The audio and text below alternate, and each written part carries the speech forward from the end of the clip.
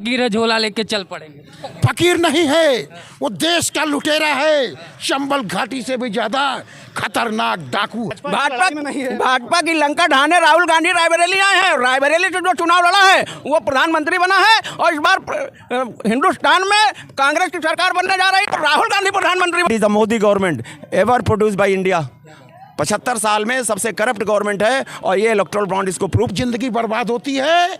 वैसे 2024 के चुनाव में मोदी जी, अमित शाह जी और योगी जी की जिंदगी बर्बाद हो जाएगी। मोदी जी कहते हैं मैंने भाइयों बहनों मैंने फ्री में सिलेंडर दे दिया, तो मैं कांग्रेस का कभी अजय धुरंधर बोलता हूँ। मैंने माना फ्री सिलेंडर मोदी जी ने बांटा है, मैंने माना। जानते हैं कि रायबरेली से राहुल गांधी जी नामांकन भर चुके हैं और यहाँ पे कांग्रेस और इंडिया गठबंधन के कार्यकर्ताओं में बहुत ही भारी जोश है। पूरे तन मन से यहाँ पर लगे हुए हैं कि राहुल गांधी को भारी मतों से यहाँ पर विजयी होकर पहुँचाया जाए। तो मैं हूँ रायबरेली, मैं स्वागत करता हूँ नेशनल अयोध्या में। वीडियो को ज़्यादा से ज़्यादा शेयर करिएगा, लाइक करिएगा। डर रहे थे, डरे हुए थे इसलिए लेट किए। और गांधी परिवार तो यहाँ से देखिए बहुत पुराना रिश्ता रहा है गांधी परिवार का। इंदिरा जी, फिरोज गांधी जी, सोनिया जी, राहुल गांधी जी, राजीव गांधी जी, बहुत पुराना रिश्ता रहा है। भाजपा को चकमा दिए हैं क्या आप लोग आज? भाजपा को चकमा नहीं दिए हैं, भाजपा गई। भाजपा की लंका ढाने राहुल गांधी रायबरेली आए हैं। रायबरेली से जो चुनाव लड़ा है वो प्रधानमंत्री बना है और इस बार हिंदुस्तान में कांग्रेस की सरकार बनने जा रही है, राहुल गांधी प्रधानमंत्री बनेंगे। अमेठी भी जीतेंगे हम लोग। जैसे भगवान राम के साथ हनुमान जी रहते थे, उसी तरह केएल शर्मा सोनिया गांधी जी के साथ हनुमान जी बन करके उन्होंने काम किया है रायबरेली अमेठी में।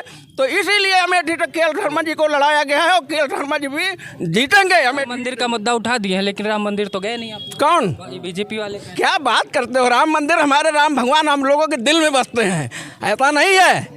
राम भगवान सबके दिल में है। एक एक हिंदू धर्म के व्यक्ति के अंदर है राम भगवान। राम को मानते हैं हम। राम को वो कहाँ से लाए हैं? राम को वो कहाँ से लाए हैं? राम तो सबके हैं, पहले से ही राम। वो पैदा नहीं हुए थे तब राम आए हैं। ये बुलडोजर बाबा हिंदू धर्म के हैं क्या? हिंदू धर्म के हैं क्या? अब बताइए कौन सा धर्म है बुलडोजर बाबा का?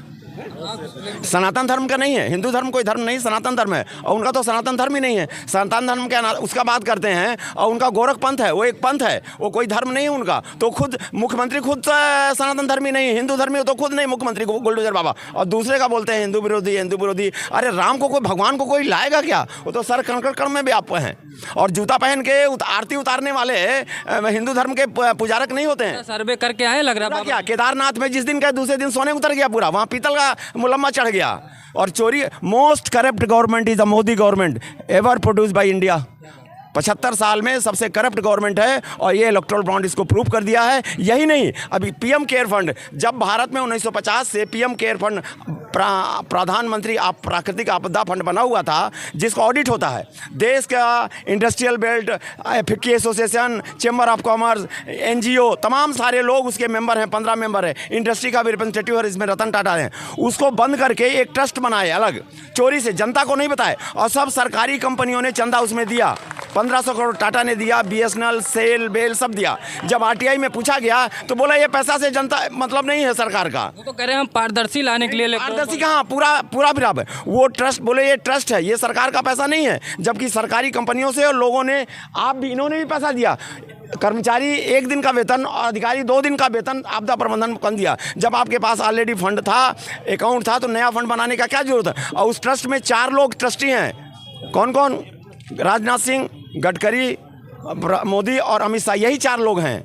और वो 4 आदमी ट्रस्ट का, जनता का और सरकारी कंपनियों का करोड़ों रुपए लूट लिए। और उसका कार्यालय कहाँ? प्रधानमंत्री सचिवालय उसका कार्यालय है। पूरा सर्वे कर लाए हैं। पूरा सर्वे का हम तो 1947 से लेकर अभी तक एक कण बता देंगे। तो ऐसे बलात्कारियों को, जो महिला का सम्मान नहीं करता, महिला पहलवानों को रौंदा, जमीन की तरह रौंदा, ऐसे प्रधान, हम जनता से पूछना चाहते हैं कि आप बलात्कारी प्रधानमंत्री चाहते हैं? उसका सम्मान। आप कुछ कविता सुनाने वाले थे। कांग्रेस का कवि अजय धुरंधर, अभी हमारे नगर पालिका अध्यक्ष श्री शत्रुघ्न भैया जी ने बोला कि राम मंदिर तो हम गए या नहीं गए, लेकिन राम हमारे दिल में रहते हैं।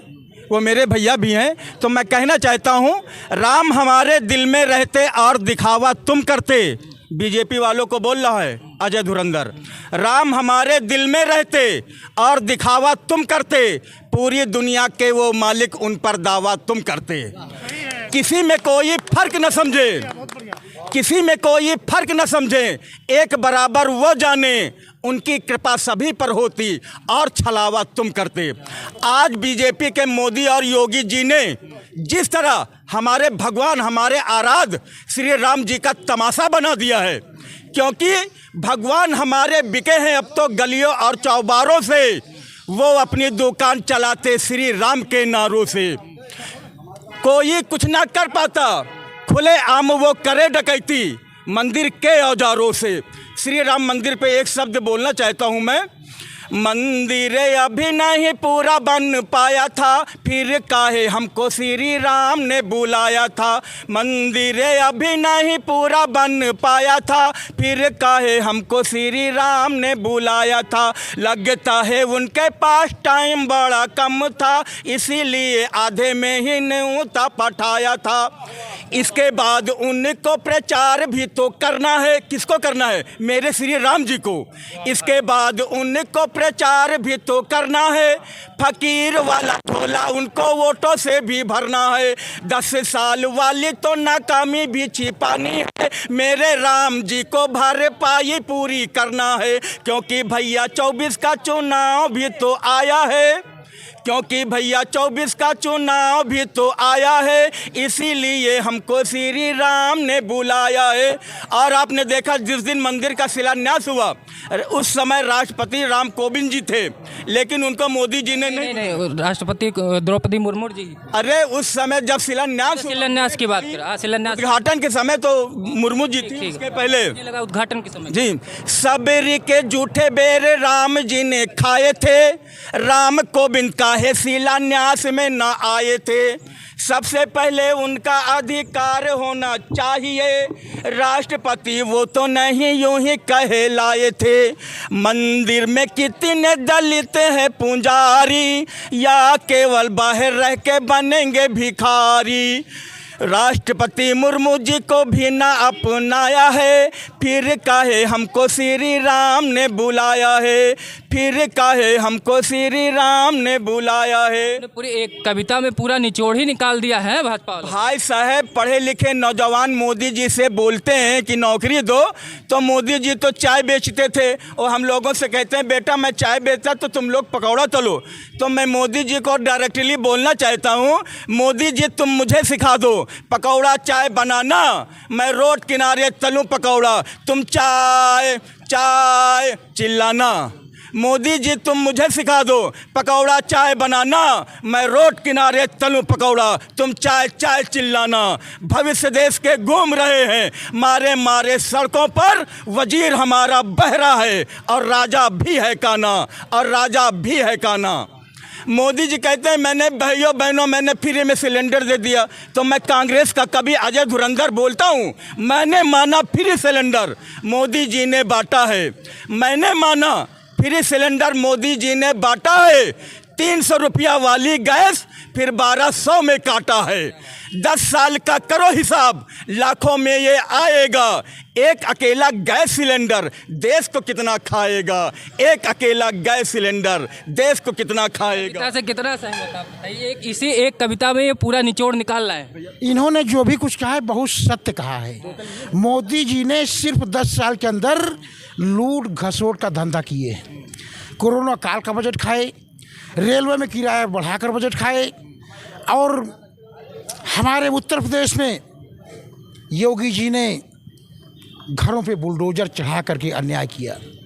ये बताइए, तो माफियाओं को बुलडोजर चलाया, माफिया जो अपराधी थे उनके घर पे चलाया। हम योगी जी से जानना चाहते हैं कि अदालत किस लिए होती है? ये अदालत को पटवा करके तब बुलडोजर चलवाएं अगर दम है तो। न्यायपालिका किस लिए होती है? अगर कार्यपालिका न्यायपालिका व्यवस्था क्या है, तो न्यायपालिका के बिना न्याय हुए बिना आदेश मिले कोर्ट के बुलडोजर कैसे चलवा दिए? मतलब कोर्ट का यहाँ पे कोई वैल्यू ही नहीं रही। कोई वैल्यू नहीं, बिल्कुल तानाशाही और गुंडागर्दी चल रही इनकी। गुंडागर्दी की सरकार चलाने वाली भाजपा सरकार है। 24 और 27 में क्या होना चाहिए? 24 में यही होगा कि मोदी जी का सफाया। जैसे भयंकर तूफान में एक मच्छर की जिंदगी बर्बाद होती है, वैसे 2024 के चुनाव में मोदी जी, अमित शाह जी और योगी जी की जिंदगी बर्बाद हो जाएगी। मोदी जी कहते हैं हम फकीर है, झोला लेके चल पड़ेंगे। फकीर नहीं है, वो देश का लुटेरा है, चंबल घाटी से भी ज्यादा खतरनाक डाकू है।